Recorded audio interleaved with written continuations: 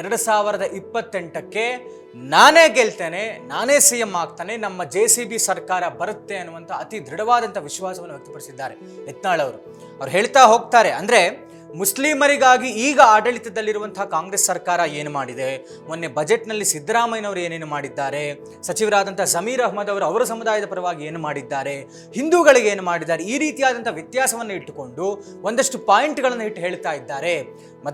ಮದರಸಾಗಳಿಗೆ ಎಷ್ಟು ಅನುದಾನವನ್ನು ಕೊಟ್ಟಿದ್ದಾರೆ, ಬೆಂಗಳೂರಿನಲ್ಲಿ ಹಜ್ ಭವನ ಆಗೋದಕ್ಕೆ ಏನು ಮಾಡ್ತಾ ಇದ್ದಾರೆ, ಅವರುಗಳಿಗೆ ಕಂಪ್ಯೂಟರ್ ಕೊಡೋದಿರಬಹುದು, ಮುಸ್ಲಿಮರಿಗೆ ಸ್ಟಾರ್ಟಪ್ಗೆ 3 ಲಕ್ಷ ರೂಪಾಯಿ.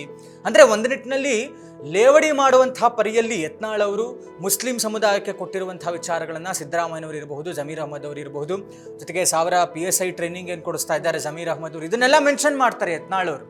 ಇದರ ಮಧ್ಯೆ ಹೇಳ್ತಾರೆ, ಹಿಂದೂ ಮುಸ್ಲಿಂ ಅಣ್ಣ ತಮ್ಮ ಅಂತ ಹೇಳೋದಕ್ಕಷ್ಟೇ ಸರಿ, ಆದರೆ ಅವರಲ್ಲಿರುವಂಥ ಒಗ್ಗಟ್ಟು, ಅವ್ರಿಗೆ ಸಿಗ್ತಾ ಇರುವಂಥ ಅನುದಾನಗಳು, ಅವ್ರಿಗೆ ಸಿಗ್ತಾ ಇರುವಂಥ ಸೌಲಭ್ಯಗಳು ಹಿಂದೂಗಳಿಗೆ ಎಲ್ಲಿ ಸಿಗ್ತಾ ಇದೆ. ಹೀಗಾಗಿ ಮುಂದಿನ ಬಾರಿ ನಾನು CM ಆದರೆ ಖಂಡಿತವಾಗಿಯೂ JCB ಸರ್ಕಾರವೇ ಬರೋದು. ಯಾರೂ ಮಾತಾಡೋ ಹಾಗಿಲ್ಲ, ಯಾರೂ ಕಲ್ಲು ಎಸೆಯೋ ಹಾಗಿಲ್ಲ.